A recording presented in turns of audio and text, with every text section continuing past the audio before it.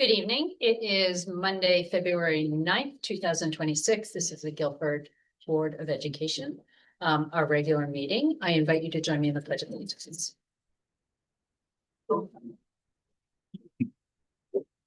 I pledge allegiance to the flag of the United States of America and to the republic for which it stands, one nation, under God, indivisible, with liberty and justice for all. All right. First order of business, I'm going to actually ask my colleagues. I would like to request a motion to add a brief executive session to the end of our meeting today for an update on litigation. So this would be item number 13. Again, executive session update on litigation. Is there? Dr. Balstracy, may I ask that I be invited to that? Oh, absolutely. And I have it for my notes at the end, but I can mention this now too, that this would be something that the board and Dr. Freeman would be part of. Thank you. Is there? Motion to approve. Excellent, thank you. Is there a second? Second. All in favor? Aye. Aye. Any opposed? Same. All right, wonderful. So that will be item 13. Okay, action on the minutes of January 12th, 2025. Is there a motion to approve 2026? Listen to me. Is there a motion to approve the January 12th, 2026 regular meeting minutes? So moved. A second? Second. Any comments or corrections? I have two very minor ones on page 2. The first full paragraph, Dr. Freeman noted on the third line, instead of the word that should be to. Superintendents are encouraged to all work collaboratively. And then on page 5, just above item 10 board agenda, the paragraph that starts that Dr. Balstracy noted that board members have been provided with budget books for review, and she recommended they forward any questions to her. Please. Any other comments or corrections to these minutes? All right, hearing none, we have a motion and a second. All those in favor of the Monday, January 12th, 2026 Guilford Board of Education meeting minutes as amended, please say aye. Aye. Aye. Any opposed? And any abstentions? All right. Thank you. That's unanimous. And then February 2nd,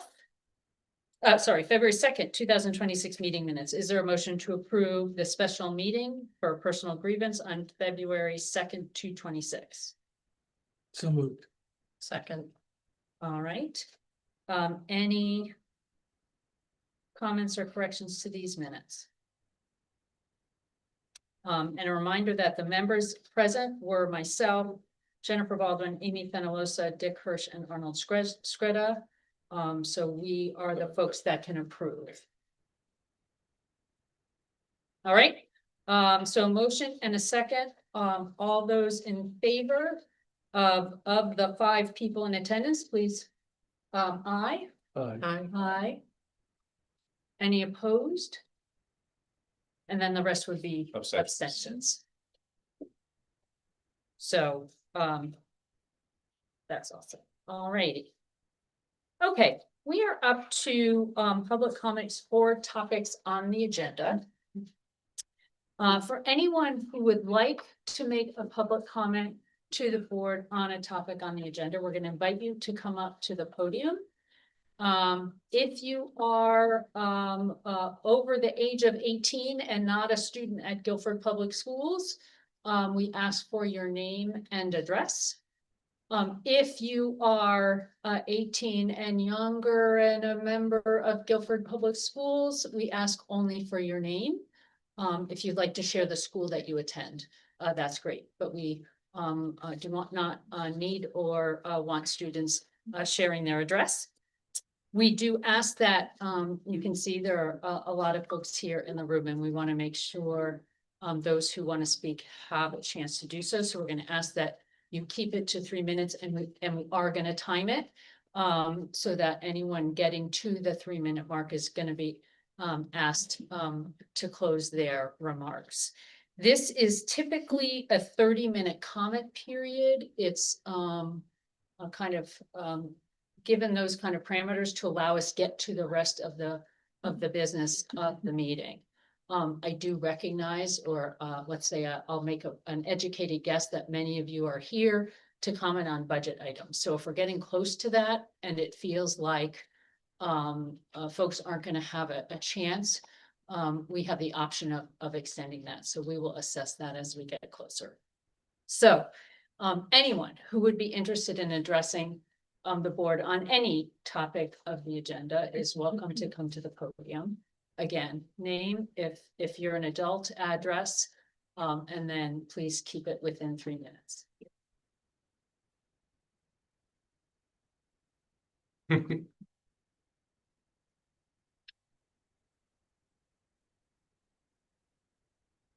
Sorry, I'm with all these fine gentlemen. Hi, I'm Sarah Slabowski, 1 Salt Meadow View Lane. I want to take a moment to thank all of you for your generous and continued support of the Guilford boys ice hockey team. The budget contributions made possible by this board and by proxy, the Board of Finance and our amazing Guilford community have been vital to our program, and we truly couldn't do it without you. There is often a misperception that hockey is a sport for the wealthy. However, our team represents diverse families, and we bond together doing what's needed to ensure that our kids and students can play, have fun, and succeed. The sacrifice of a hockey parent is intense. As many people in this room know, there are not many parents who would drive 4 hours in a snowstorm at 5 a.m. to watch a 45-minute game, but we are those parents. And while it's true that hockey can be a substantial expense, the boys and parents of the Guilford boys ice hockey team work hard fundraising all throughout the year to help subsidize some of the costs. Please know that we really want to acknowledge that we could not meet our goals without the essential funding provided by this board, and we'd like to thank you at this time. I'd like to invite some of the members of the boys ice hockey teams to stand so that you can see where these monies are going, and invite our captain, Helen Reinhardt, to speak as well. Thank you. Thank you. Thank you.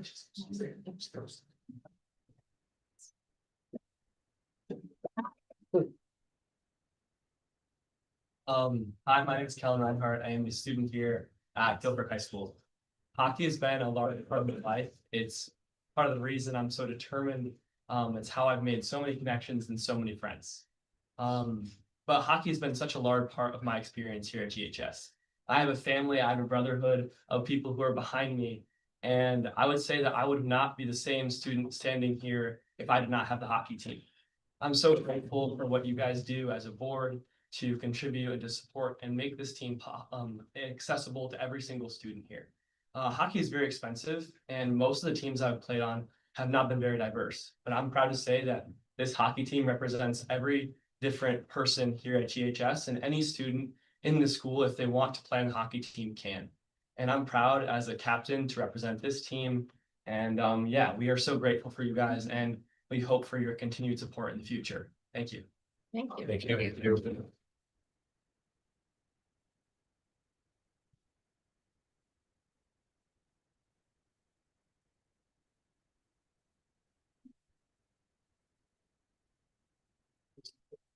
Anyone else like to address the board?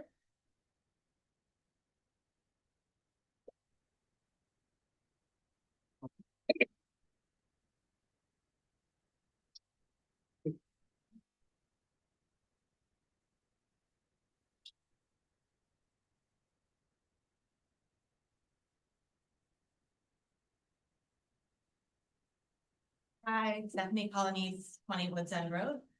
I'm here to talk on behalf of the cheer team. So I just wanted to start by saying I do not have a child that currently cheers on the program. I am involved in the youth program. I coach my daughter, Madison Harrington, started this whole initiative a few years back and was successful in bringing the high school program back.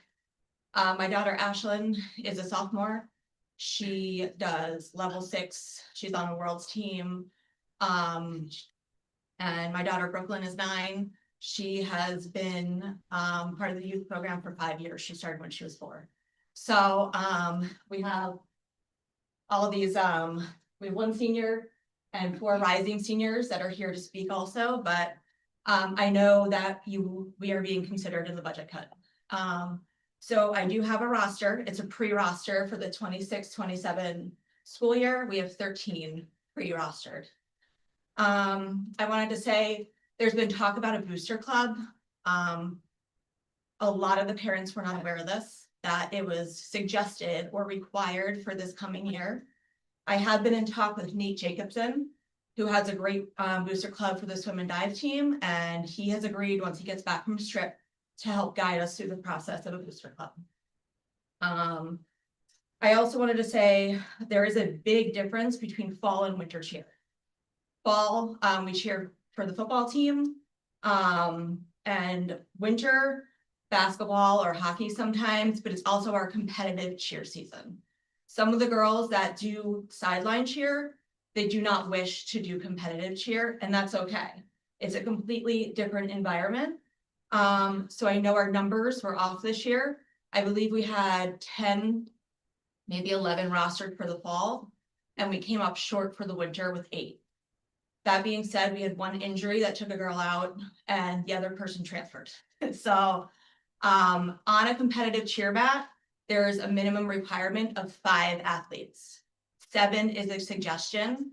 If you look at the total from Connecticut, I think recently at SCCs, the average number of athletes was around 8.5. So less than 10. I just wanted to compare it to other sports. Girls basketball has had low enrollment the past 2 years. I believe last year there was only a varsity team, and I'm not sure if the stipends were cut from the JV or the freshman team or if they were still allocated. This year, I know that I think there's like 13 spots on the girls basketball team. And there's a JV and varsity, no freshman team. So I'm not sure where that stipend is also.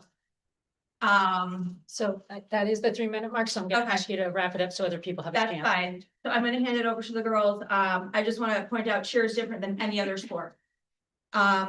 Branford starts in April. Their tryouts are in April. So I think it as an initiative, if we are able to get tryouts earlier, we will get our enrollment up because we can't get like a routine built in 2 weeks. Thank you.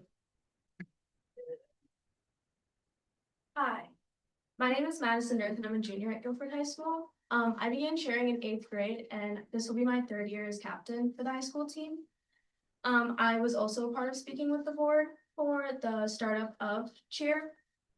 And since the cheers team has restarted, we have worked endlessly for the grow and embracelessness of school pride. And although it's a new endeavor, it did not, like a new endeavor, it came with challenges. To include the school's adjustment period to the addition of the cheer team. However, I know our lack of numbers are not what we would like to see. Our participation has increased, myself included. Cheer is a vibrant space and it's meant to help grow and encourage girls to be themselves and to boost confidence. And I feel that joining the cheer team has done nothing but that. And I would like to see it grow, especially for our youth girls that are so excited to join. Thank you so much. Great, thank you.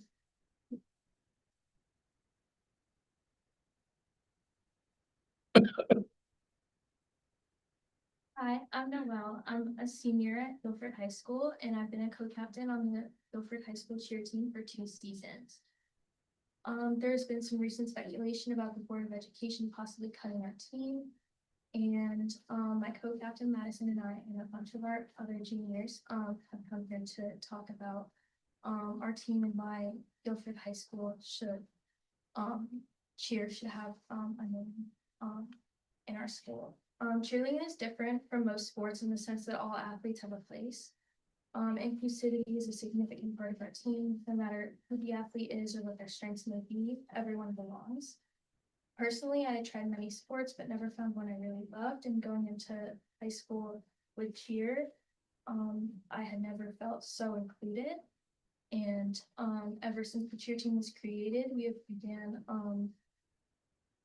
adding a lot of inclusivity, and every single athlete has the same amount of participation every single practice and at every game.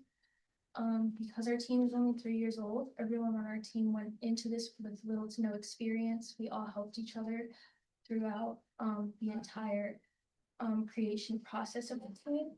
And cheer gave all of us on the team something to look forward to after long, hard days of school. And I had made so many connections personally that I have helped me through so many hard times. And while growing up, I was always known as quiet and reserved. It has always been hard for me to make friends and speak to people I didn't know. Cheer is where I learned to speak up. And as a senior, I think that cheer would help so many other young, shy athletes to become more outgoing. Thank you so much. Thank you.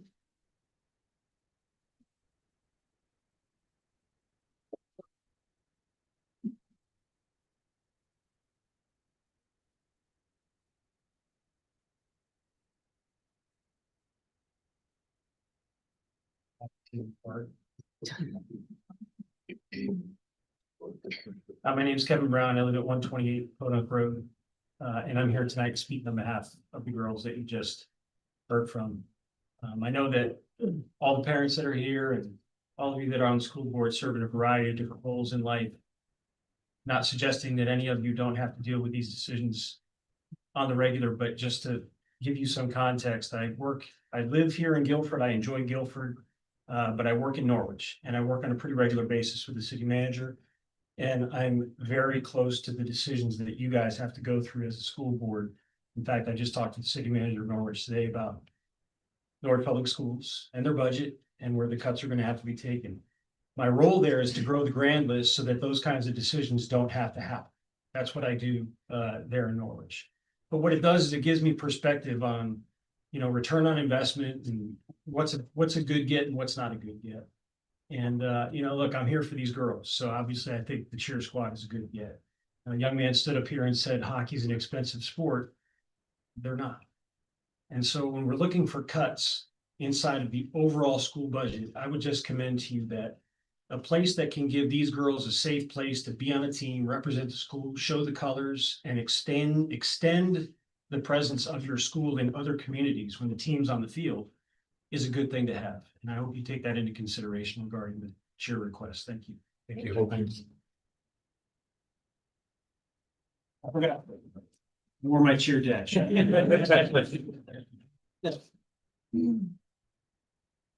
there anyone else who would like to address the board at this time?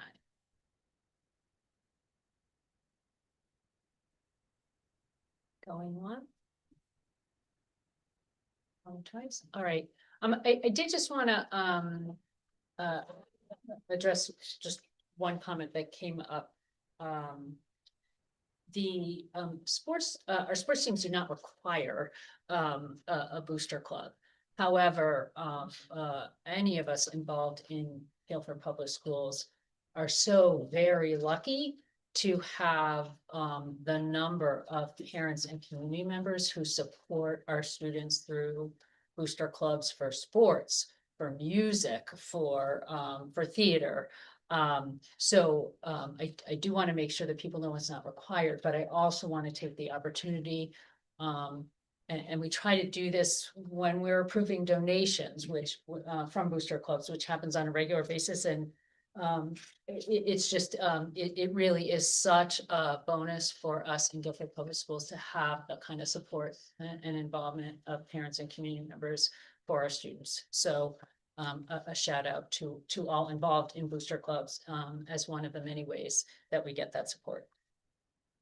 All right, I am going to now move on to number 5, which is review and approval of expenditures of the month of January 2026. Mr. Del Ventura. Thank you very much. Okay, so the financial report, as stated in the January 2025 financial report, expenditures for the month of January 2025 were $8,510,710.50. Expenditures encumbrances through the end of January were 55.49% of the budget as compared to 56.70 in 2024-25. Our revenue from the month was $35,971.59.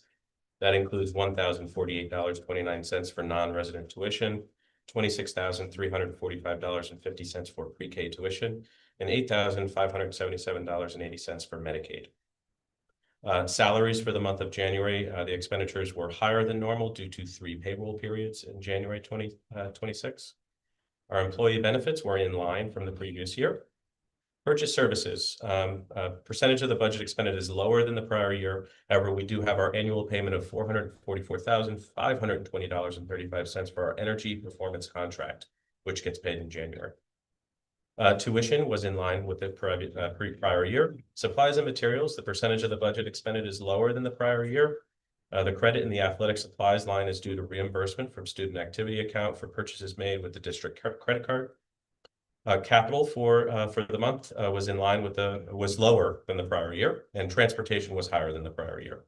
Our non-lapsing account has interest to date of $803.71, and our warrants total $2,862,238.66. Right. And we did discuss this report and the warrants in detail at the operations committee meeting held just prior to this. But I do want to give the opportunity for my colleagues to ask any questions or make comments before we vote on this. None. All right. So is there a motion to approve the January 2026 financial reports for this fiscal year 25-26? So moved. Second. All those in favor? Aye. Aye. Opposed or abstentions? All right, so that's unanimous. Thank you. Okay, communications. This is a chance for any of us to note communications received over the past typically month or so, because we've met recently, perhaps a little shorter time. I will note that I and we, since many communications, right, come to all of us, have received a number of communications in support of the cheerleading team. In light of budget considerations, that included an alum that reached out to us. We have received communications about class size and the reduction of some classrooms in the budget. We have heard and received communications around coaches, literacy and math coaches in the district, and we've heard support for interventionists, which is also something we've discussed as part of this budget process. Other communications that people have received or other things people want to comment on about communications? I think that covered it. Okay. We are reading the communications. We appreciate the input. I know some communications came in today, and I know I had a chance to read them. I didn't on my phone because they were coming in this afternoon. I didn't have a chance yet to respond, but please know they are being read. I just wanted to make sure everyone is aware of that. All right, 7 student reps. Hi, everybody.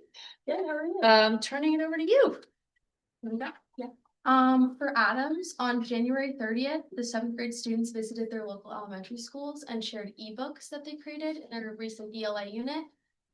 They showed these to the younger elementary school kids, and a lot of the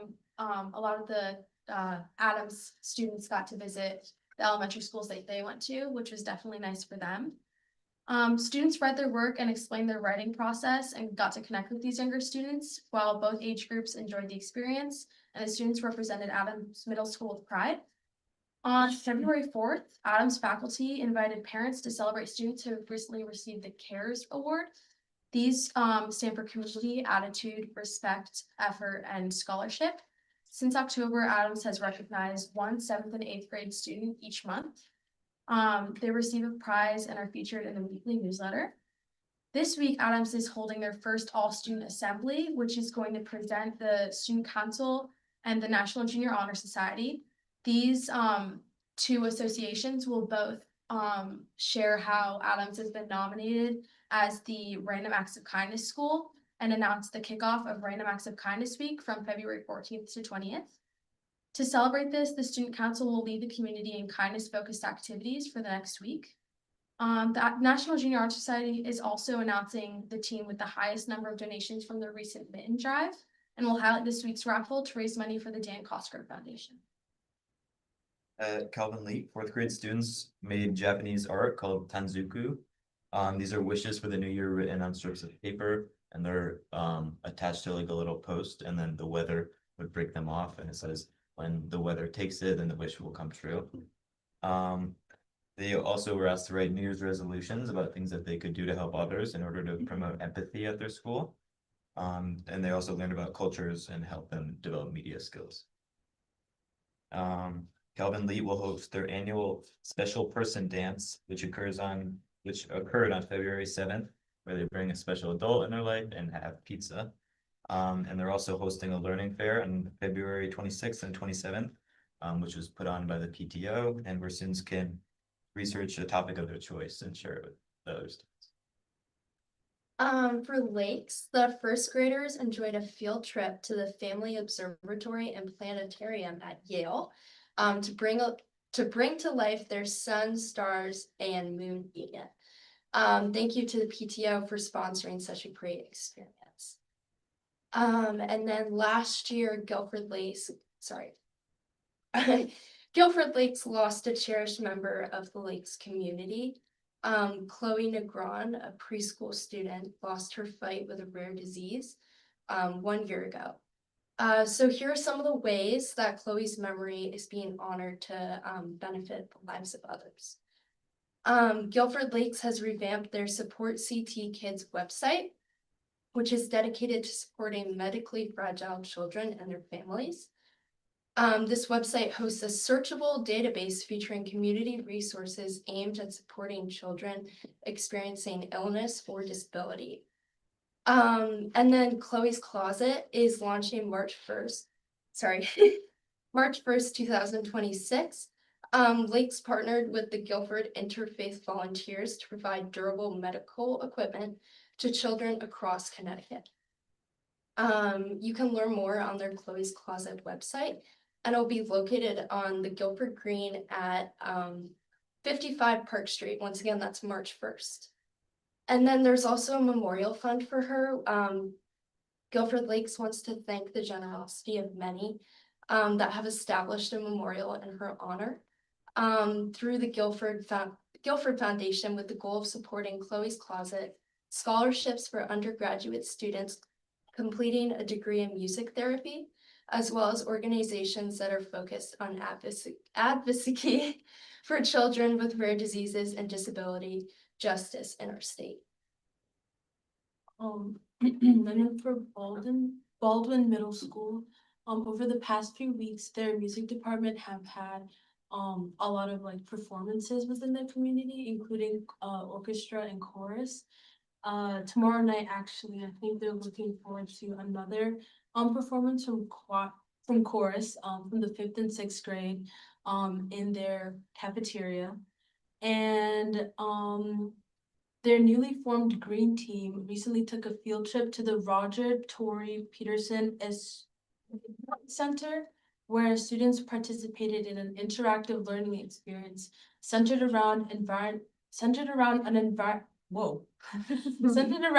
environmental stewardship and waste reduction. And this was a part of their effort to grow sustainability-minded leadership at Baldwin.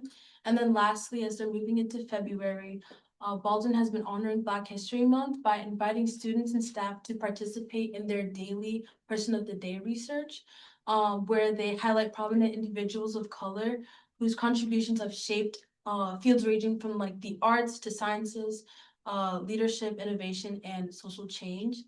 And then for Melissa Jones, they had a lot of events. So they had field trips to the Yale Art Gallery and to the Eli Whitney Museum for the kindergartners and the third graders. And then they had one visit from the 7th grade to talk to grades 3 and 4, and I think they just shared stories. And then for grade 4, they had a presentation for their animal defense projects, and grade 3 also had a presentation, and it was for their frog unit. And then lastly, for fun or events, they had a role reversal day where the kids dressed as students and students dressed as kids.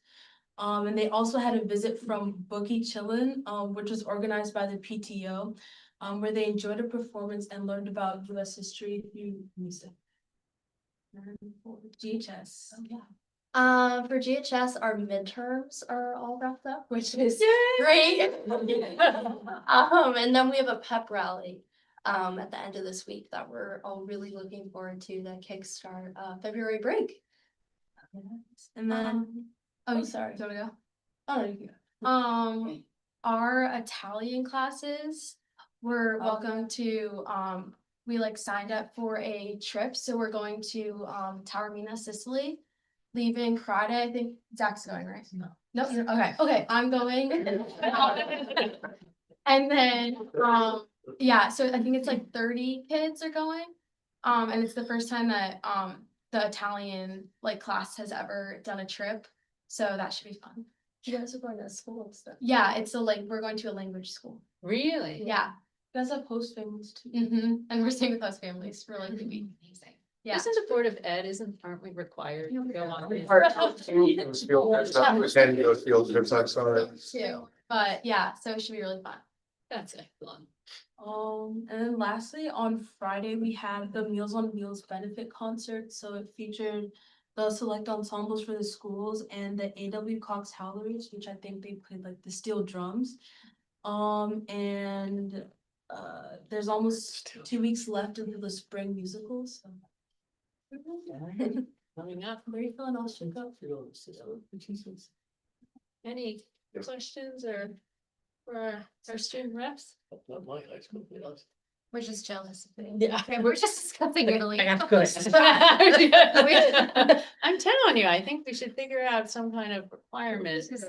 Well, thank you all. Great. I listen to all the wonderful things that you update us on every month.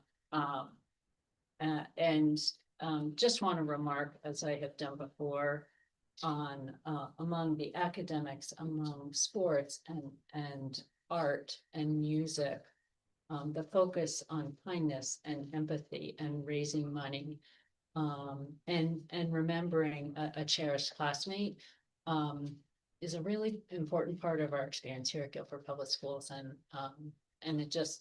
it makes me feel really grateful when I hear those parts of your reports, as well as all the other things, wonderful things that are going on here. So, thank you. It's also Thank you. nice to Thank you, hear about guys. all the field trips and about kids going to visit other schools. I feel like this is really the first year since the shutdown. And Oh. we're hearing like such a rebirth of all of these activities. Like that was really fruitful. That's a lot going on. I know the 7th graders are going to the Kate in a couple of weeks. Like there's a lot going on, which is wonderful to see. Absolutely. Thank you. Thank you. So really appreciate having you here. Have a great Good night. evening. See ya. Thank you so much. All right. We are up to number 8, superintendent's report. Dr. Freeman, turning it to you. Thank you very much. And essentially, other than to point out that we have a difficult budget conversation to bring to conclusion tonight, I wanted to waive my report time and leave room for that question and answer in the conversation and the deliberations that you all need to have around budget. Will not get an argument from me on that. Sounds great. All right, thank you. Number 9, board agenda. We have several personnel items to act on. So we are being asked to please ratify the retirement of the following teachers. Karen Cardella, Adams Middle School Special Education Teacher, 38 years of experience, effective date June 30th. And Cheryl Robertson, Adams Middle School Library Media Specialist, 25 years of experience, also effective date June 30th. A tremendous, A lot of years. a tremendous amount of years here at Guilford Public Schools. Is there a motion to ratify the retirement of these two teachers? So moved. Second. All those in favor? Aye. Aye. Opposed or abstained? All right, that's unanimous. We're also being asked to ratify the retirement of the following administrator, Michael Seal, Calvin Lee Elementary School Principal, effective June 30th. Mr. Seal's been with us for several years. Yes, I do want to know, his 30 years of experience are not exclusive to the Right. Guilford Public Schools. Right. He has been a principal with us at Lead Elementary School for several years. We notified the community of this resignation for the purposes of retirement a week or so ago. Right, okay. So is there a motion to ratify the retirement of the following administrator, Mr. Seal? So moved. Second. All those in favor? Aye. Aye. Opposed? And Dr. Salisbury, I'll just note for the board that we'll have more information about a principal search coming out. We're just concluding a search for an Adams Middle School principal. We'll be bringing that to closure shortly, and we'll be launching a search to replace Mr. Seal, or to follow Mr. Seal rather, Right. at Lead Elementary School shortly. As a group, many of us at this table had the opportunity when Michael Seal came on board to speak with him to kind of approve his hiring. So we are certainly very appreciative of what he has contributed to Guilford Public Schools and in his leadership. All right, 9.2, we're being asked to approve a donation of $3,960 from the Adams Band Boosters for the grade 8 field trip to see Hadestown on Broadway. Is there a motion to approve this donation? So moved. Second. All those in favor? Aye. Aye. Opposed or abstained? A wonderful example of what we were just talking about a few minutes ago about booster clubs. 9.3 is to approve a donation of $2,772 from the Adams Parents Representing Orchestra Students for the grade 8 field trip to see Hadestown on Broadway. Is there a motion to approve this donation? So moved. Second. All in favor? Aye. Aye. Opposed or abstained? All right, that is also unanimous. That is wonderful. All right, and we are now up to what might be considered the main event of our meeting tonight, which is to act on the 26-27 budget. For the viewing public, for those who have been following along and perhaps not following along as closely, we received from Dr. Freeman and the administration a proposed education budget for the 26-27 year at our regular meeting in January. We've had since that time several meetings to discuss. We held 2 public forums on the budget in this room. One had to be pushed out due to lots and lots of snow. But did have those 2 public forums. We also met with the Board of Finance, as we do every year, this past month in January, to talk a little bit with them. Last week, when we met on February 2nd, Dr. Freeman presented us with a whole host of, I think what are best described as considerations, points of discussion, as we, as a board, identify that a 7.13% budget increase, which is the increase that's represented by the proposed budget coming to us from the superintendent, is high. it's a high proportion. And we are kind of in a dual role of really being stewards. As one of my colleagues said over the last month in one of our meetings, stewards of this school system, but also very aware of the fact that the school system is funded by our taxpayers, almost exclusively. We are a town that gets some state and federal funding, but not enough. And really need to keep that in mind. This budget came to us already with a number of classroom positions identified as reductions. These all will allow us to continue with classes within the class size that is the Board of Ed policy. But we recognize that this is not necessarily a place where we even want to have to start. So tonight, what we're gonna do. We actually just talk about the policy meeting where we talked about class size as Absolutely. well. I think Please, it's go worth right ahead. noting for the public. Yes. The policy committee met end of November to specifically discuss our classroom size parameters. And we really dove quite deeply into the numbers that we have established, that have been established, why they are that way, and really try to assess what the best case scenario for classroom size is. So this isn't something that we take lightly. They're not abstract numbers that we have assigned to what we think the best size would be, but it's based on fact, it's based on studies, it's based on typical scenarios that we see in our classroom in terms of kids' attendance. It's based on teacher feedback about what is too small and what is too large, and really trying our very best as a policy committee and as a larger board to find numbers that we think are a sweet spot for our kids and for our educators. So none of this is fun. None of this is anything that we want to cut. We don't want to cut any of this, but it is coming from a very mindful place. It's not just something that we haven't given tremendous thought to. And I just wanted the public to know that the policy committee did just recently revisit those parameters. Thank you. The other thing I want to note is for many years now, there have been schools across the state, districts across the state, who have seen significant drops in enrollment.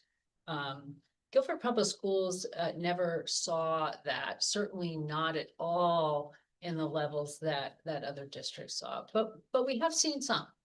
And so that can impact class sizes and create opportunities for thinking about our class size policy, where our students are, how many they are, and being aware of that piece of information as the administration and as we make decisions. So I'm gonna briefly recap where we last left off, because we did start landing on some places that we felt comfortable making reductions. None of these are definite until we actually put together, I'll call it a package, so to speak, of things that we all might then consider and will be voting on. But among the things we decided last week or landed on are 4 areas of reductions that the administration has presented to us that are partially being considered because they have dove back into the budget and have some additional information that can help us. So we every year have to account for an excess cost grant around special ed student costs and state reimbursement. This has not, in my 14 years on the board, ever been funded by the state at 100%. So we are always budgeting what we predict will be the proportion of reimbursement that we will receive in a given year. That prediction has been able to be raised a little bit from 59 to 63%, which will allow us to reduce the budget by $77,850.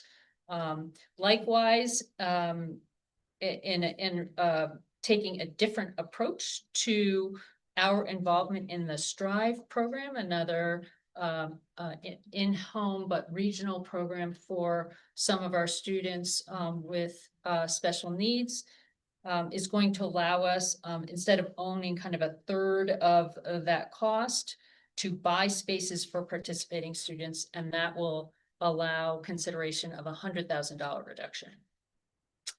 Special transportation could be reduced by $30,000, and regular transportation costs, as listed in our budget, as the administration has been able to consider some of our transportation for students going to VOAG and other locations in vans instead of full buses, right? So these are all the kinds of things that help us kind of trim away at this 7.13%.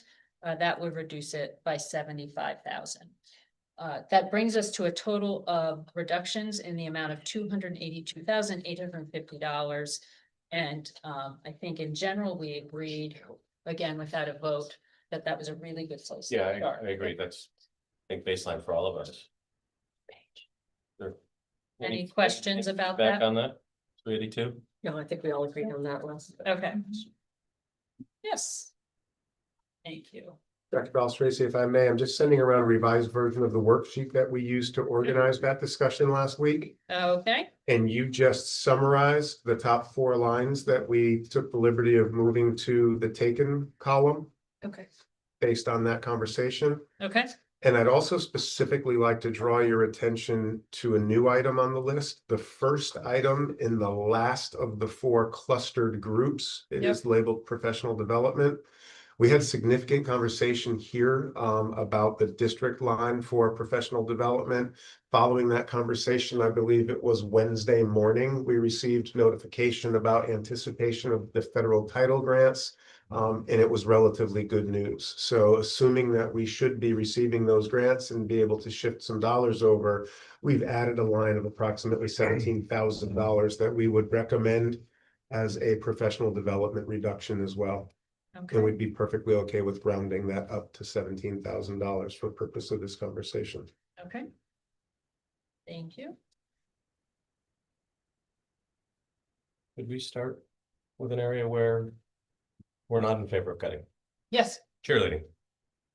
I think we've heard from lots of people in our audience, lots of people through email. This is a program that has been revived over the last 2 years. It's been made well aware to all of us that it's still very much in a rebuilding process. We have a good amount of younger athletes that are going to be joining in the next few years. I'm encouraged to hear that there's considerations for a booster club. I think that's only going to allow the program to communicate better with the administration and with the high school, as well as to get more involvement from the community. I'm not in favor of making any cuts to cheerleading. Is there anyone who wants to? Agreed. Agreed. All right. Good. I think we're getting a general sense of that. That, Along those lines of eliminating things that we don't want to do, I would really like to not see a teacher. I think we talked about that last time too, and I think generally people were in agreement to try not to cut another teacher out of this budget. So you're referring To to the second the section, Guil- first one. Guilford High School teacher Yeah. TBD. Well, so and just to be clear, so that whole group includes 3 different types of certified teachers. So the item GHS teacher TBD, as we discussed, that would likely be a section or a course in multiple different areas that would result in small reductions, wouldn't be an individual laid off, it wouldn't be a program eliminated, but it could be people with, we'd be having fewer offerings for students, and there could be teachers who might be full-time now having to shift to part-time positions. I'll also note that the instructional coach and specialists we added there are all certified teachers. They are teachers, they work under the teacher contract. While they may not have class assignments, they do support direction, instruction directly, and interventionists are also teachers. And while they may not have traditional classroom assignments, they do work directly with students in small groups, if flexible, and rotating groups across the school year.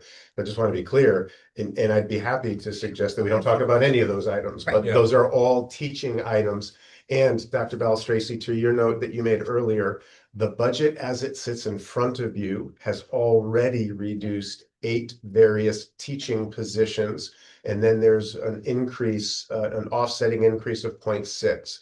So the budget as it sits in front of you is at a reduction of 7.4 teaching positions already.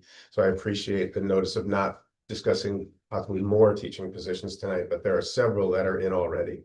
Well, I'm talking about that first one specifically because I think in the budget, when you talked about 8 teaching positions, it was 5 elementary, 1 middle, and 1 high school, or something along those lines, which definitely led us to believe that it was actual teaching positions. It would not coaches, not interventionists, but actual teachers. So just clarifying, that's why I'm against taking out another quote unquote classroom teacher is how I'm looking at that. So just to clarify, I understand about the FTEs and how they all Yep. fit in. But classroom teacher, again, I also want to note that there are multiple types of teachers in our school system. School counselors, school psychologists, social workers, special education teachers, coaches, interventionists, all teachers in our system. Where you are specifically placing a focus in this part of the conversation on classroom teacher, and thank you for that Yeah, clarification. and that's, I just want to make sure we were all on the same page, kind of with that idea. Okay. I'd make the same argument for the interventionist lines. I just, I don't think it's the right time. We've heard so much of the importance of interventionists right now. Thank you for putting it on the list. I think, should we ever have to come to additional cuts, maybe we have to talk about it then, but I think at this point in time, I don't think we should be talking about interventions. Agreed. And what are the consequences of the 8 positions that have already been slated for reductions? So the 8 positions that are currently presented in the budget were very specifically included there because looking very carefully and critically at enrollments and class sizes, it is my position at this time that those 8 reductions could be achieved and keep class sections within the recommended guidelines as in the board policy and as we discussed fairly recently at a policy committee where we looked at those positions. So it wasn't decreasing supports or programs that we've been building over years or that we've started looking at. It was specifically because those could be made based on enrollment calculations and class size figures. That's why those were included in the budget. And again, it's important to note that of the 8, 2 of them are they're only being filled this year in an unbudgeted fashion because kindergarten enrollment necessitated those 2 increases. But with class size expectations for 1st and 2nd grade being slightly different, if only slightly different than kindergarten, those same 2 unbudgeted positions aren't necessary to cover those classes in 1 and 2. That means they will be larger than they are in K this year, but still within the Board of Education recommended class size guidelines, if at the top of those guidelines, not at the bottom or below those guidelines. I think what's important to note is that while this is a difficult budget year, and I really appreciated the public, both in their email communications to all of us over these last couple of weeks and tonight, recognizing that none of us want to be here having this conversation tonight and that this is a difficult conversation to have. But I think it's important to name the context that this difficult budget season sits within a period of 5 consecutive difficult budget seasons. And I think over time, over a broader period of time, like 10 or 15 years, we've become comfortable functioning at the very low end of those recommendations, if not periodically or regularly below the low end of those recommendations. 5 difficult budget years culminating with what is now a very difficult budget year has us really intentionally looking at those numbers, pausing and talking about those numbers, and then making decisions that are moving us to the top half or the top end of those numbers in many places. As we did this year, if changes of enrollment over the summer start pushing us beyond the top, we will add sections as we did in kindergarten this year to correct for that. But I just feel that as we need to be responsible to our instructional decisions, we also need to be responsible to the budget decisions. And if we had not made those 8 reductions based on class size enrollment, the budget you'd be looking at tonight would be more than $500,000 larger. We'd be looking at a budget closer to 8% than 7% tonight. So we're making thoughtful, if difficult, decisions that balance that fiscal responsibility with our mission of educational responsibility. You know, I would really, and I understand, and appreciate the reduction in, some, classroom positions, based on enrollment, et cetera. However, given that it does involve, one FTE equivalent, that's a redundant statement, but I'm saying it that way because it's not one person, but, proportions of positions at the high school. I would really like not to take any reductions for folks, for positions. Let me be very clear about what we're talking about, for positions that are related to curriculum, supporting curriculum, providing instruction. We're making very careful decisions around these classroom positions, but I would really like not to have to touch any other positions related to curriculum. We do have here a textbook line that Dr. Freeman, you brought up, Dr. Goss, I think you spoke to a little bit as well. This is district textbooks, $237,500. You've spoken about the ability to possibly defer that for a year. Deferring is always problematic because then it becomes an addition again next year. But as I look at this list and think about ways, and I'm not lost, right, that textbooks are part of instruction, but think about balancing positions and materials. I would like to approach, we think about considering that line as something we add, either in part or in whole. Right, and we appreciated your conversation about this last week and some hesitancy to take such a large number from textbooks. We discussed that again following your meeting Monday evening. And again, we would reiterate that we are comfortable taking that figure and in fact that whole figure. Remember, this reduction maintains approximately $70,000 of textbook expenditures at the building level. And Dr. Balistraci, to your last point, while we could reduce this in part, we could also defer this line entirely for a year or at least a year, and then we could replace it. It wouldn't have to come back even next year in its entirety. We could take a grade level structure in returning this.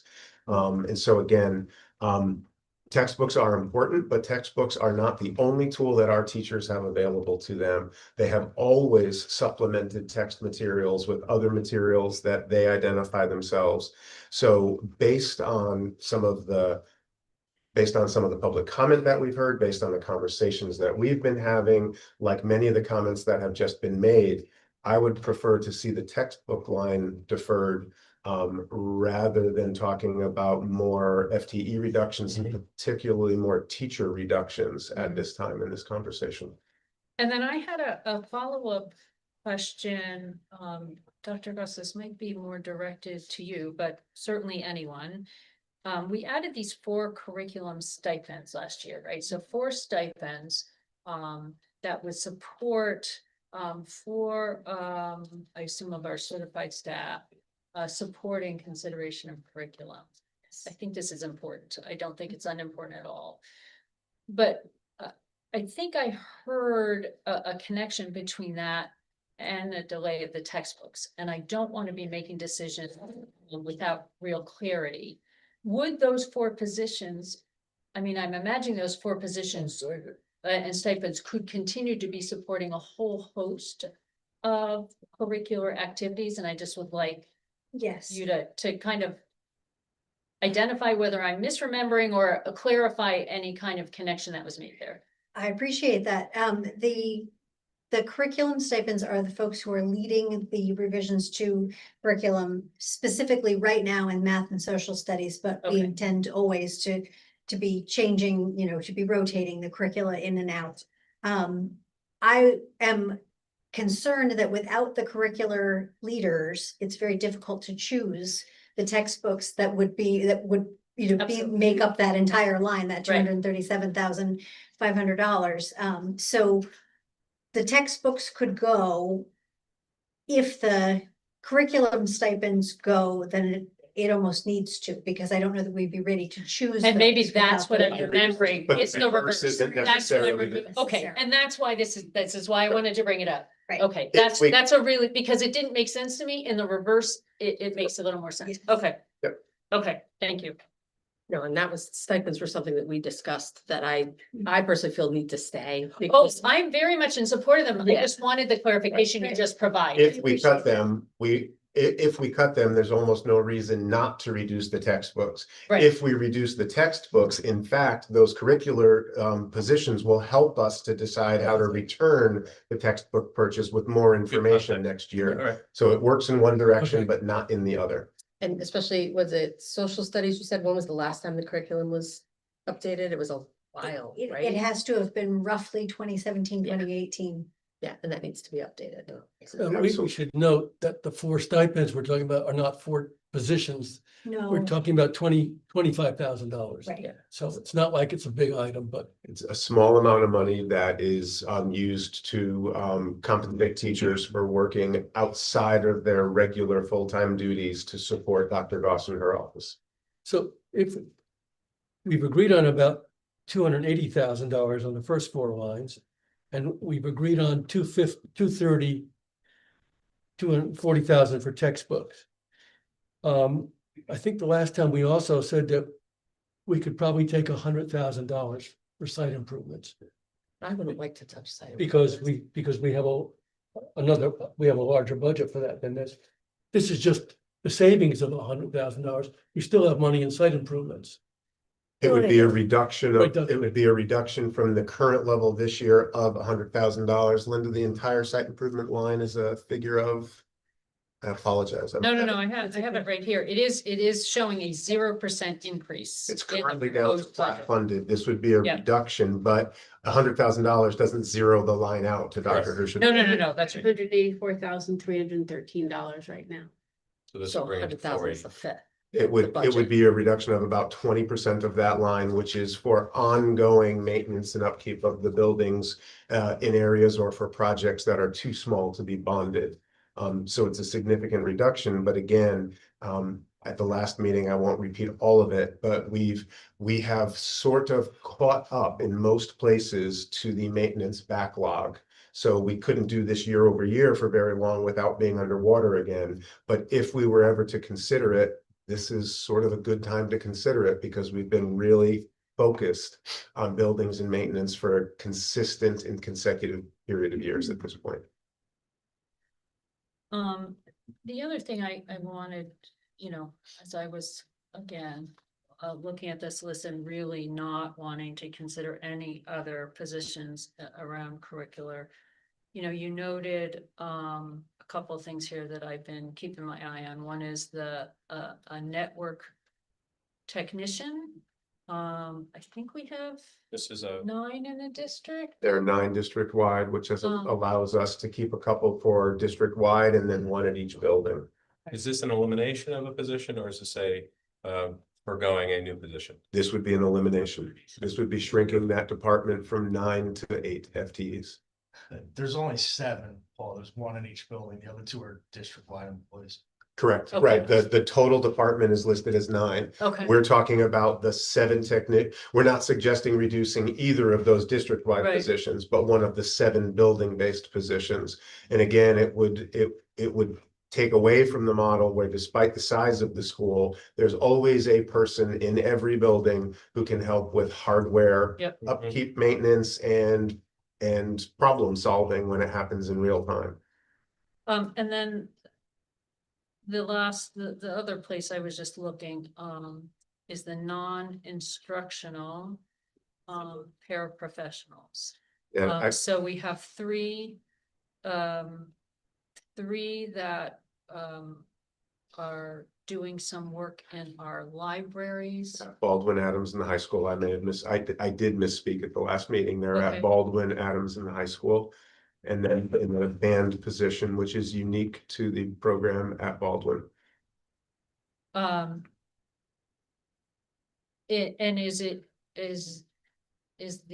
Are any of these folks working with students, or they're really supporting? For instance, is the band paraprofessional working with students? I'm guessing that could be. You know, Mr. Baldwin can speak to that better. Sorry, Mr. Baldwin. Wait a second. There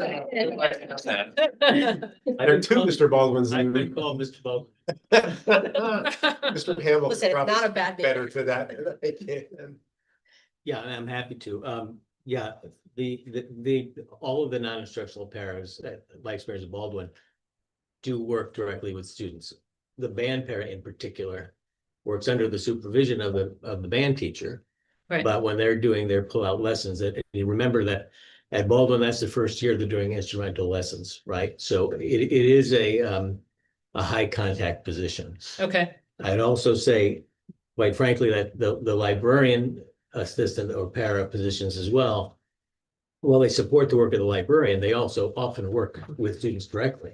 And, you know, we try to make the library the hub of the building. So there is student contact time that's significant and important. So none of those cuts are easy cuts. Correct. oh, and please. We're just do gonna not- have to keep saying that. Yeah. But don't misunderstand. I don't think anyone here thinks Yes. they're easy cuts Yeah. either. Question though on that, are there library pairs in the elementary schools as well? No, Okay, again, so I these are the misspoke. only, so these 3/4 are the only non-instructional pairs in the district, or are there more? We have. That's my question. There used to be non-instructional, and again, non-instructional, based on the description, it's not exactly correct. There used to be office para positions. We have tried to clean that up in the contract. There are para positions that support instruction, and there are clerical positions that support the working of the offices and the building. So Yeah, if I could, I would say a better way to think about this for the most part is that most of our paraprofessionals work with special education students, identified students that is direct. driven by the IEP, right? To call them non-instructional paras is a misnomer. They're just non-special ed paras. But how many are there in the district is what I'm asking. There would be these 4, and then there would be a half position associated with every section of kindergarten. So on an average year, there would be an additional 6. But those are spread- the kindergarten pairs. Those are the kindergarten pairs. So Yes. before and after care, Yes. usually. So at this point, it would be the kindergarten paras and these paras who are probably the only ones who do not work directly with and under special education teachers for special education identified students. Now, there's about 95 positions district-wide. The vast majority support students with special needs. Right. No, I was just trying to get a handle on it. Yep, if no, this they're was- good There questions. was 30 and we're just getting rid of, we're talking about 4, or this is it. We This- get rid of the 4, they're gone. This is it, and specifically, right, remember, when we're talking about the band position, it's 1 of 1, and when we're talking about the library positions, it's an N of 3. Okay. Linda, can we start doing some math? Mhm, The top 4 lines, mhm. plus textbooks, plus the PD. 6.4. Oh, you got it already? Yeah, that's what I got. I know, but I don't do the percent. 37,350. I'm sorry, could you repeat that? The total reduction would be 537,350. Yeah. I have 536, 350, but maybe I can't add. Yep, I think, yep, you're right, 537. Bringing us to What was that? 6.4%.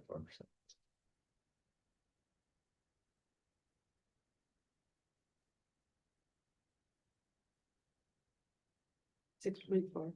6.4. Is it okay to ask another question? Well, It's always okay. Yeah. Okay, no, thank you, wanna- that's, no, thank you, yep. So last week I did propose an idea to maybe hold off on the administrator, and you were going to talk to Jason. I know you've been away, so I apologize to dump that on you, but I didn't know if there was any further follow-up to see if we could sort of hold that off for another year to see where we are next year, maybe in a better position for that. So I did speak to Jason. We weren't able to pull together any comparables. But no, that conversation didn't change my opinion. I continue to see this as a real and emergent need in this year. With an increase of the special education population as an absolute. Remember, we've gone from 12 to 14 to probably we will be at 16% of our population identified.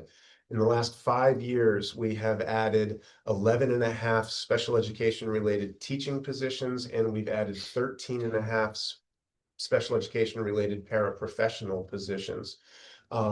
When New Solutions looked at our programming, they told us we had appropriate human resources on the ground level. Their phrasing was that we needed to look at the leadership, the coordination, and the organization of those resources. And in my mind, that is a real driving force around really wanting to hold on to that coordinator position. And Mr. Scanziano, not surprisingly, agrees with that position.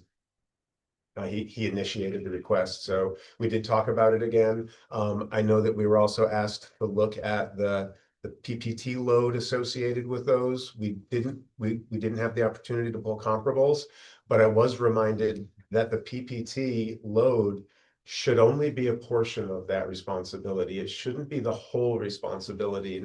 And again, the model that we have in mind at this time would be one coordinator supporting 2 elementary schools with one district-wide program and the other supporting the other 2 schools in another district-wide program, providing them with time to be in those programs with those teachers, with those students, not just in PPTs about those programs and about those students. And so I totally get it. I really struggle with having anything new in a budget when you're looking at taking existing out.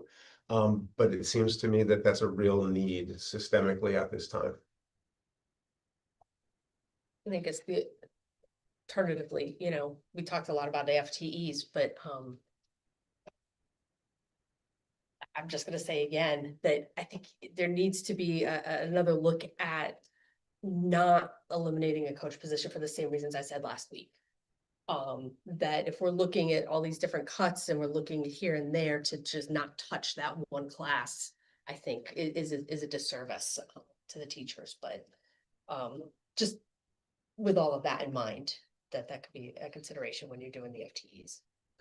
I totally understand that logic too. I also know that in these last 3 weeks or so, I've been meeting with all of our new teacher hires this year. And I'm meeting with all of the teachers who have been hired into Guilford this year to talk about how we have supported and transitioned them into the Guilford Public Schools, what's been working and what we need to do better. And to a person, those individuals have recognized the coaches, that they recognize the support that an instructional coach provides to them as allowing them to get on their feet and be more effective more quickly for the students. And so I totally agree.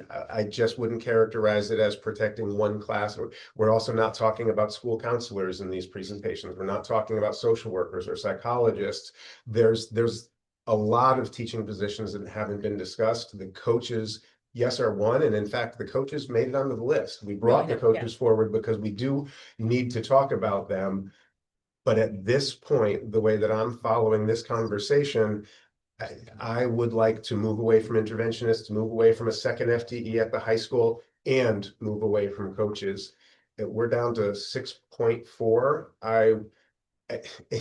And you've sat on this board with me long enough to know I'm not excited about site improvement reductions, I would rather go to site improvement reductions than eliminate a coaching position or any additional teaching position tonight, or start going to some of the other things that we've started discussing. I'd rather move in that direction than, the administrative position, rather than holding on the administrator, rather than cutting coaches.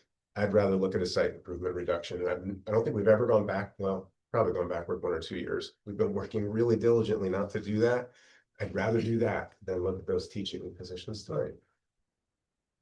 We've talked about, I don't want to switch gears. If anybody else? No, Okay, yeah. we've talked about custodian, Mhm. that line. These are eliminations, these are reducing headcount. Are there any potential retirements coming up? Are there any positions that won't be backfilled? Should we cut? I don't have that information specific to the custodial unit, but I would tell you that we would treat those the way we would treat any others. If we could absorb any reduction with attrition, we of course would do that before moving in any other direction. We had sent out a reminder to the teaching staff a few weeks ago that if you have plans to retire or to move on this year, to let us know. In fact, we had incentivized that reminder because the teachers represent such a large and important component. We haven't done that with the other departments. I just don't have that kind of information. Remember, the custodian positions as they sit in front of you tonight are Yeah, if you could talk about those. 4.5 positions. And again, as with everything, while we're not excited about those reductions, we could suggest that we could take 1, 2, 3, or 4 half-time positions. They are spread across the district. One is a district-wide second shift maintenance position. The other 3 are 0.5 additional evening shifts. Where again, I think for the same logic that I brought forward with site improvements, we're in good shape now. If we were to make those reductions now, I guarantee you that I'll be back in better budget years, because we don't want to start falling behind. But for now, those are reductions that we are confident we could absorb. Based on the way the conversation is going tonight, I might suggest that we start with 0.5 or 1.0. I think that if we were to cut just 0.5, it more likely than not would be that evening maintainer position. If we were to cut a 1.0, I think it would be the evening maintainer, and then I would defer to Mr. Gurnham about what that other 0.5 was. And in fact, it might mean collapsing a couple of part-time positions and creating some kind of rotation, but we would allow Mr. Gurnham to make the final decision and final assignments. Last week you mentioned that we could reduce some of the paraprofessionals because we don't fill them all in the first place. So would we be safer in dealing with people who don't exist at the moment and cutting that? There's 2 things with the 0.5 general paraprofessional line. And one is that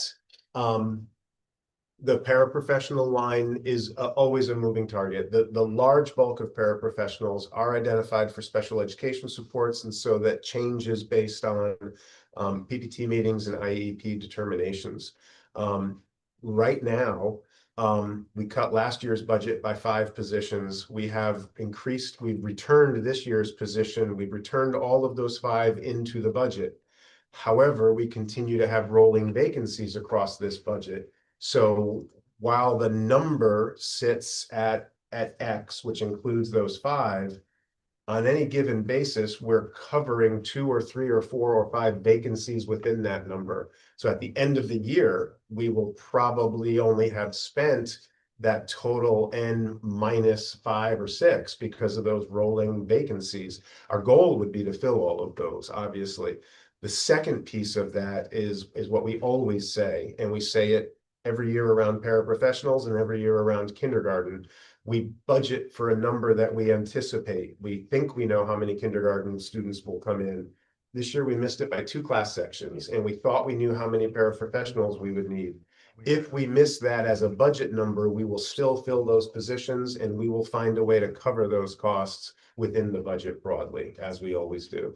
Are we filling these roles when we need to take on additional paras? I mean, we've had hiring, struggles in the past. Are we filling those roles? So the quick answer is sort of yes. So when we identify that new position and we have a new need and we identify it and we go to fill it, depending on the urgency of the need, we might fill it by transferring an existing person to that position, or we might go out and fill that one. But then what's happening across the 95 positions district-wide, we added a new one today and we filled that new one, and then 2 others move on to something else, and we've created 2 vacancies somewhere else in the system. And then we're sometimes covering those with substitutes. We're sometimes covering those by collapsing classes together. We're sometimes covering those by shuffling when and where we're providing services to students. So yes, when we identify a new need, we meet that need one way or another. And as we fill that hole, we sometimes have other holes that are being created elsewhere in the system. And there's a lot of tail chasing that is going on right now. So I'm gonna kind of start making potentially a proposal as we're talking. We have this 282, 850, these top 4 items, tuition, regular transportation, special transportation. We have the 17,000 for the professional development that was brought to our attention tonight. $237,500 in the textbook line. We've had some discussion about site improvements. We've heard one of us mention 100,000. We've heard some concern about that. I'm suggesting potentially 50,000 there.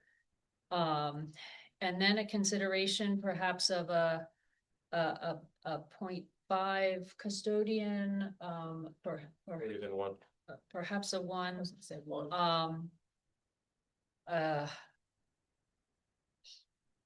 And given our conversations about the other possibilities, I think I would stop there. I really have my reservations about any paras at this point. Linda, 1.0 custodian, Yeah. that dollar amount would be half of the 134,384. 67,192. And 50 from site. And so if you added 50 for site improvements and 67,192, that's over another 100,000. What does that bring us to?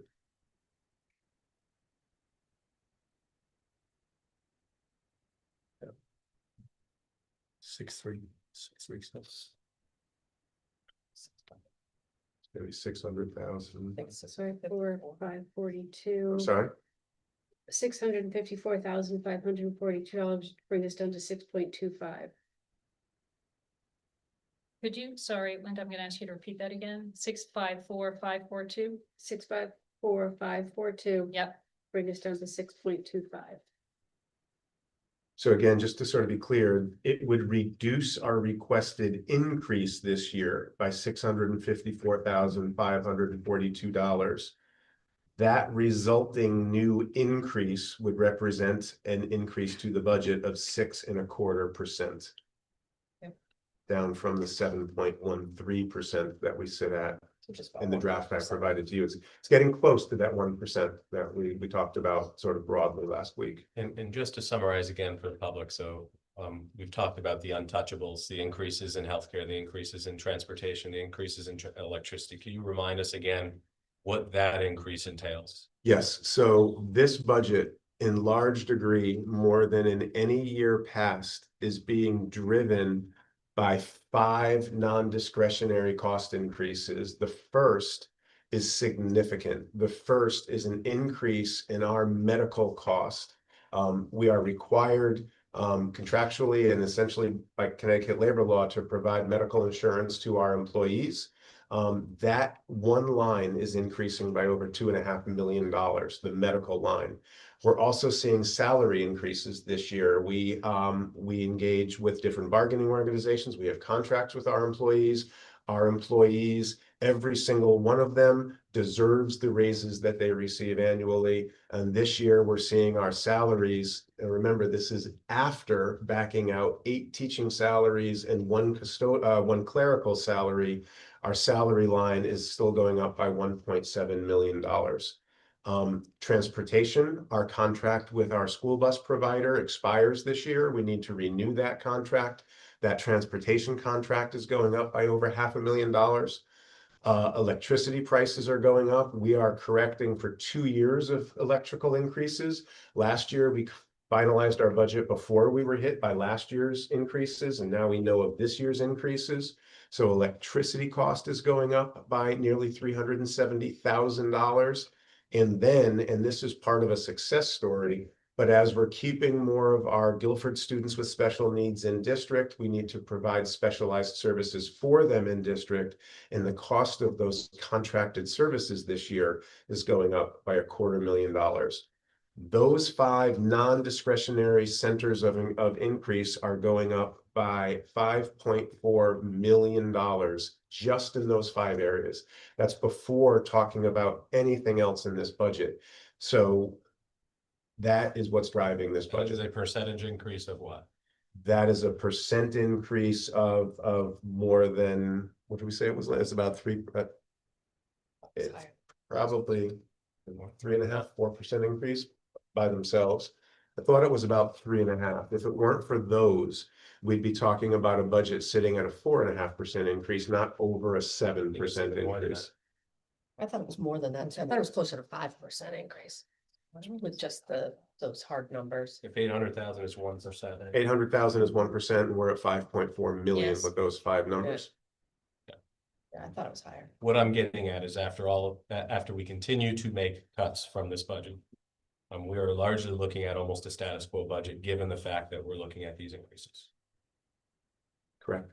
Well, status quo in terms of dollars, but. Yes, that's Not purely status quo in purely terms of dollars. program. Purely dollars. Going Yes. program reduction. But it allows us to stay within the class size ranges published by this Board of Education. It allows us to continue to focus on excellent teachers. It allows us to continue to focus on growing those excellent teachers and situating them in buildings that are clean and healthy and safe and pleasant to teach in, because kids learn better in environments that are pleasant to be in.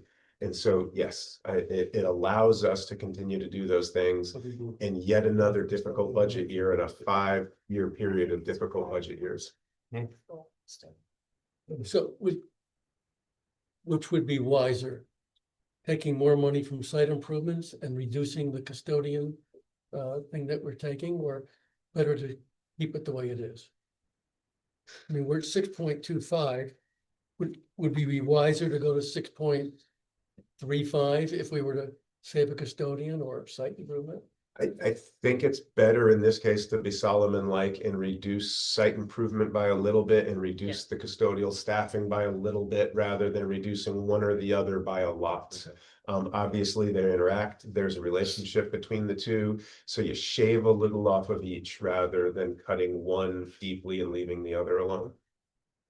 All right, so again, to recap where I think the discussion is, the tuition, regular transportation, special transportation in the amount of $282,850. Professional development reduced by 17,000. District textbook line reduced by $237,500. Site improvement line reduced by 50,000.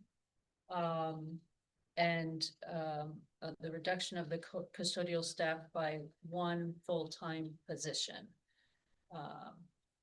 Again, that list is a reduction of $654,542 and would bring us in at 6.25%.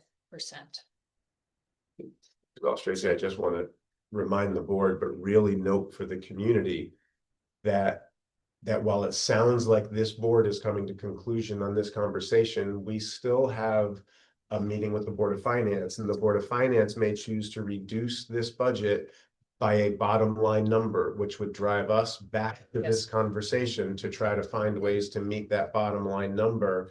And then after that, this budget, as unexciting as it is, still has to pass it at referendum, because should it fail at referendum, we will again be back at this table looking at a reduction and needing to find ways to absorb what would likely be a third round of reductions to this budget. So I appreciate all the difficult conversations we're having tonight, but it may not be the end of difficult conversation, as we still need to go through the process with the Board of Finance and then ultimately pass it referendum. Absolutely. And then just to add to that, not lost on anyone here, we still need to do our kind of due diligence to take a careful look at this, and come to the Board of Finance, having been somewhat thoughtful in that balance of finance and stewardship of the district. I have presented a proposed list based on the discussion. Does anyone have further discussion they want to have on any of those suggestions? I have a comment. If I Yes. may.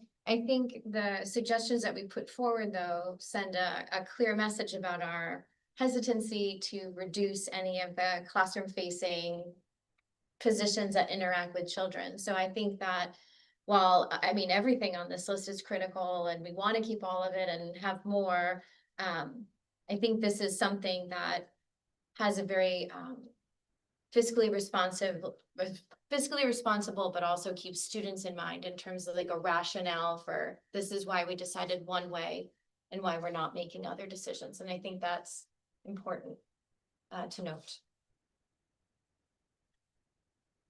I'm going to make perhaps a very obvious comment, which is we very much appreciate all the positions and the people that fill them that support this district. So the consideration of one custodial position is also not made lightly. But the idea that to try to limit the impact and perhaps spread this out a little bit is, I think, where we're going. I just had to, for my own sake, look into your budget proposal letter that you had presented to us, because I knew you had put the percentages of the increase. Thank you. 5.8%, just salaries and medical alone. I apologize for not being able to call that figure up at the end of a very long day. So just those Yes. two at 5.8, and we're Yeah. talking about a 6.25. 5.8 of the 6.25 is sunk into things that we identify as non-discretionary. They're things that we could not avoid. It just shows what little room we have here. Yes. Thank you for It doing really that. does. I appreciate the help. I also we will be presenting when we land on a decision here. We will be presenting the Board of Education budget to the Board of Finance this Thursday evening. The Board of Finance, as will the town, the Board of Selectmen will also present the town budget, proposed budget. The Board of Finance will then have a few meetings in the beginning of March. The first will include a public forum. But as noted, not always, but often, particularly when the Board of Finance is concerned about the proportion, the extent of the increases on both sides, may make cuts as well. I feel quite prepared with Dr. Freeman on Thursday to really present the kinds of considerations we've made tonight with a real kind of strong conceptual framework around not touching curricular kind of related positions, not touching to the extent possible other really important staffing positions in the district, And again, trying to limit cuts, but be somewhat responsible to things that are not so student facing or impactful. I'm sort of making the assumption that the board has finished tonight. Is the board ready to take a motion? Well, I'm about to get there. I do want to make sure that anyone, do you want to give anyone? any Yeah. last- I just want to be careful how we frame this motion because it has to be the total dollar value. Yes. Yes, that's what Yep. I just asked Linda if we have a new bottom line. Did you do it Yeah, already? I did, and, but I'm gonna check it with Linda before I make a motion. So Linda, I have, what would, with a reduction of $654,542, I have an increase over the current year budget of $4,646,769 for a total of $79,030,359. Yes. Excellent. All right. Great. To add, there are other people doing that. Okay. That was a motion still. So I'm gonna, so I'm gonna repeat it and then I'll let you make your motion again. Because I just, I think it helps all around. So we, there is, I'm setting up a motion for, reductions made, by this Board of Ed in the amount of $654,544. Taken, from, tuition, regular transportation, special transportation. I should say the amounts. Tuition, special transportation, $77,850. Regular transportation, $75,000. Tuition, $100,000. Special transportation, $30,000. Professional development, $17,000. Textbooks, district, $237,500. Site improvements, $50,000, and the equivalent of one custodial position, $67,192. The motion therefore would be to put forth a budget from this Board of Education that represents a budget of $79,030,359. This is an increase of $4,646,769, representing a 6.25% increase. Is there a motion? So. Second. Second, any further discussion? All in favor? Aye. Aye. Any opposed? Any abstentions? I just All really right. want to thank you all again for the quality of the conversations that you have around these decisions. It's not like this in every Board of Education meeting district statewide. Thank you. Now, the second thing, because I believe either last year or the year before, We forgot. I forgot Thank this, you. is that we also need to vote on the bonding funds. So, we have, and Dr. Freeman, this is, and I know this was given to us several weeks ago. It says 2026 bonding estimate. I think this is now our official number. Yes. Okay, so we have a bonding proposal in front of us that includes an Adams partial roof replacement project in the amount of $1,539,720. Safety bollards for Adams Middle School, Calvin Lee, Cox, and Guilford Lakes in the amount of $118,440, and A&E future projects for $172,449. This would be a total bond package of $1,830,609. Is there any discussion about any of the items, or are we prepared to vote on this in full? Soul library book. I have no discussion. Any discussion on this? All right. Is there a motion then to put forward from the Board of Education a bonding package in the amount of $1,830,609. So moved. Second. All those in favor? Aye. Aye. Opposed? And abstentions. Okay, Turn off the roof. wonderful. We did. All right. I do want, to thank my colleagues. Our job is not done. I want to thank, our administrators, Mrs. Trudeau, who supports so many of our questions, and the numbers, and also serves as, my official calculator in these process, but, this is a very, this has been a very, very, challenging year, and we're not at the end of it. But I really appreciate the thoughtful discussion and consideration, for sure. Number 10, reports of committees, policy committee. I have no update today. You have no update. Operations committee, anything to add? Nothing to add. Nothing to add, we met earlier. Curriculum instruction and assessment committee. We met a couple of weeks ago and discussed state standardized test scores and the overall evaluation of school systems in which this district is very highly rated in terms of compared to all districts in the state. Absolutely. Liaisons to town committees. Anybody have anything to report? Any town committee liaison information? All right. And no attendance at Learn. Item number 11 is public comments.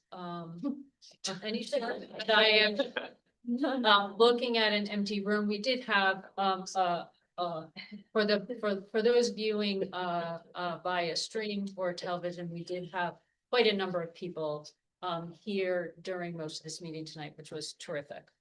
All right. No closing comments. I will ask that someone please make a motion for us to go into executive session. Once again, this executive session is for an update on litigation. We are inviting Dr. Freeman to join us for this executive session. So is there a motion? So moved. Second. All right, all in favor? Aye. Aye. All right, at the close of our discussion in executive session, we will leave. We will not be making any further votes, decisions, nor discussion. After leaving executive session, we will simply have a vote to adjourn.